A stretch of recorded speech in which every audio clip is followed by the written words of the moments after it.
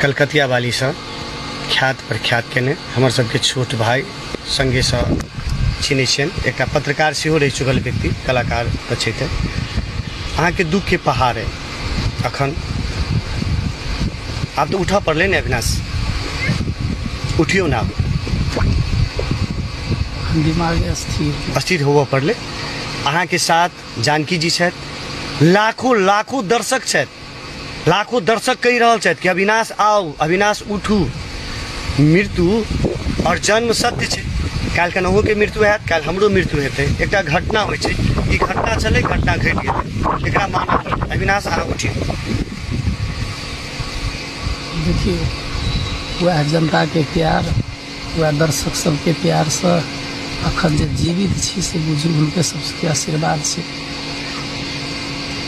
करबै नहीं करबै से नहीं, पहले तो एकटा अभियो हमरा देखऽ पड़लै जे अनीशा के ई एकटा सपना छलै जे अपना सब बहुत आगा तक जा चलू, हम अपना सबके बड़का बड़का इंटरव्यू में लोग बजबै, बहुत इज्जत सम्मान से लोग बात करे, एतऽ तक काम कर।